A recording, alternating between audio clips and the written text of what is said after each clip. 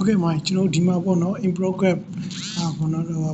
နောက်ပြီး dam ရှိမယ်ပေါ့နော်ကျွန်တော်ဒါလေးတွေရှိမယ်ဟုတ်ပြီဒါလေးတွေမတော့ခင်မှာကျွန်တော်တို့ကပေါ့နော်setting ထဲမှာweb မှာဆိုရင်တော့ကျွန်တော် group တွေပါလုပ်လို့ရတယ်ပေါ့နော်ဒီမှာကျတော့ group တွေပါတွေကတော့ web မှာတော့ထည့်ရမယ်ပြီးတော့ဒီမှာကတော့ tag type တွေကျွန်တော်တို့ထည့်ပေးလိုက်လို့ရမယ်နောက်တစ်ခုကကျွန်တော် tag type မှာဆိုရင်ကျွန်တော်ဒီမှာဆိုရင်ဘယ်နှချက်လဲပေါ့နော်သူ့အချက်တွေကျွန်တော်တို့ကြည့်လို့ရမယ်နောက်တစ်ခုကပြင်လို့ရမယ်ဖြတ်လို့ရမယ်ပေါ့နော်ဒါ tag type လေးတွေကိုပြန်ကြည့်လို့ရမယ်နောက်တစ်ခုကကျတော့ကျွန်တော်တို့ကဒီမှာဆိုရင် new text တွေကျွန်တော်တို့လုပ်လို့ရမယ်ဘောနော် news stat တွေလုပ်လို့ရမယ်အဲ့ဒီဘက်ကိုကျွန်တော်မစခင်ပါပဲကျွန်တော်တို့ရဲ့ဒီကျွန်တော်တို့တာဝန်တွေပေးထားတဲ့ဥစ္စာတက်ရှိတယ်အုံးရှိတယ်ပေါ့နော်ဒါဆိုအောင်ကျွန်တော် task မှာကျွန်တော်တို့ကဓာတ်ပုံတွေပါတယ်ထည့်လို့ရမယ်ဓာတ်ပုံတွေပါတယ်ဆိုရင်တော့ကျွန်တော် permission တွေပါတယ်နဲ့တစ်ခါလေးထည့်ပြီးတော့ကျွန်တော်တို့တင်လို့ရမယ်ပေါ့နော်အဲ့လိုမျိုးလေးတွေကျွန်တော်တင်လို့ရမယ်တင်လို့ရမယ်နောက်တစ်ခုကကျတော့ကျွန်တော်တို့ကပြီးတော့ခြေလေးတွေ ready နေပေးလို့ရမယ်ပေါ့နော်ကျွန်တော် ready နေပေးခြင်းပေးလို့ရမယ် ready နေပေးခြင်းပေးလို့ရမယ်နောက်တစ်ခုကကျတော့ကျွန်တော်တို့က command တွေပါတယ်ပေးလို့ရမယ်ပေါ့နော်ဒါပြီးသွားပြီဆိုရင်ကျွန်တော်တို့ done in progress တွေကျွန်တော်တို့ပြောင်းလို့ရမယ် delivery ပုံစံတိုင်းလေးကျွန်တော်ပြန်ချိန်လို့ရမယ်ပေါ့နော်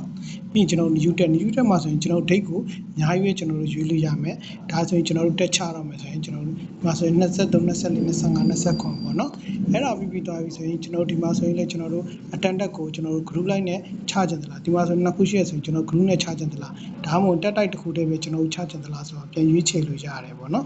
်ဒါမျိုးလေးတွေကျွန်တော်တို့ကရွေးချယ်လို့ရတယ်ဒါ new ဆိုတာကကျွန်တော် test တွေအားလုံးကြပြီအစ်ဒါကကြတော့အမေကကျွန်တော်တို့ကိုချလိုက်တဲ့ test ပေါ့နော်ကျွန်တော်ကတော့ခုက manager နဲ့ဝင်ထားတာဆိုတော့အမေကကျွန်တော်တို့ချလိုက်တာက attendant တစ်ခုပဲရှိတယ်ပေါ့နော်ဒီတစ်နေ့မှာ attendant မှာ attendant report နဲ့ to do list plan ဆိုနှစ်ခုရှိတယ်ပေါ့နော်ဒါလေးတွေကိုပြန်ဖြတ်ချင်တော့ကျွန်တော် delete ကိုနှိပ်ပြီးပြန်ဖြတ်လို့ရမယ်နောက်ပြီးတော့ new မှာဆိုရင်လည်းကျွန်တော်တို့စိတ်တိုင်းကြကျွန်တော်တို့ရဲ့ brand နဲ့ဆိုင်တဲ့ဥစ္စာပေါ့နော်ကျွန်တော်တို့အဲ့ဒါလေးတွေကိုပြန်ရွေးချယ်လို့ရမယ်ပေါ့နော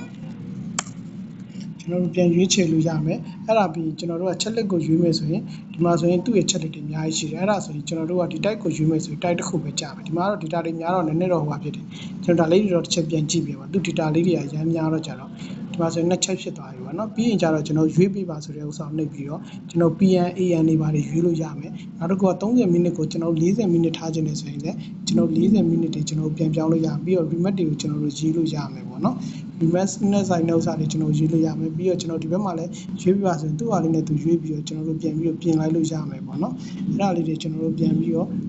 ့ပြင်မဲနဲ့လည်းဒီတိုင်းထားလိုက်လို့ရမယ်ပေါ့နော် remote တွေလည်းကျွန်တော်တို့အသုံးပြုလို့ရမယ်ပေါ့နော်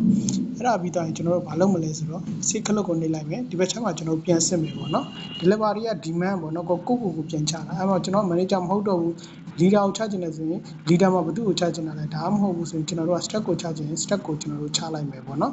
ကျွန်တော်တို့ချလိုက်တဲ့ဥစ္စာကို stack ကိုရွေးလိုက်တာနဲ့ကျွန်တော်တို့ပြီးရနဲ့ကျွန်တော်တို့ဒီ save ခလုတ်ကိုနှိပ်လိုက်မယ်ပေါ့နော်အဲ့ဆိုကျွန်တော် save ခလုတ်ကိုနှိပ်လိုက်ရင်ဒါတော့အောင်မြင်သွားပြီးပြီးရင်နောက်ထပ်လူတစ်ယောက်ထပ်ချမယ်ကျွန်တော်တို့ delivery ကိုဒါတော့ management အဲ့ဆိုကျွန်တော် delivery ကိုထပ်ချမယ်4ဆိုရင်4ကိုချမယ်အဲ့ဆိုကျွန်တော်4ပြီးသွားပြီဆိုရင်ကျွန်တော်ပြီးသွားပြီပေါ့နော်နောက်ထပ်ချလို့ရသေးတယ်ပေါ့နော်အဲ့ပြီးကျွန်တော်တို့ကဒီဘက်ကိုသွားလိုက်မယ်သွားပြီးရင်ကျွန်တော်တို့က user template တွေကျွန်တော်တို့ကြည့်လို့ရမယ်ကျွန်တော်တို့ ਨੇ ပတ်သက်တဲ့ဥစ္စာတွေ1နဲ့3လေးတွေကျွန်တော်တို့ကြည့်လို့ရမယ်အသေးစိတ်တွေပြန်ကြည့်လို့ရမယ်ပေါ့နော်အဲ့ဒါပြီးသွားပြီဆိုရင်ကျွန်တော်တို့က test style list တွေကျွန်တော်တို့ကြည့်လို့ရမယ်ဒါ test style list တွေကျွန်တော်တို့ကြည့်လို့ရမယ်နောက်တစ်ခုကကျတော့ tracking list မှာဆိုရင်ကျွန်တော်တို့ဘယ်သူနဲ့ရှာခြင်းလဲ manager နဲ့လားကျွန်တော်တို့ရဲ့ step နဲ့လားပေါ့နော်အဲ့လိုမျိုး all ရှာလို့လည်းရမယ်သူရဲ့ step ကိုကျွန်တော်တို့ချထားတဲ့ချက်လက်တွေအများကြီးဖြစ်မယ်ပေါ့နော်ဒါဆိုရင်ကျွန်တော်ပြန်ဖြတ်လို့ရမှာလားကျွန်တော်ပြန်ပြီးတော့အသုံးပြုရမှာပေါ့နော်အဲ့ဒါပြီးသွားရင်တော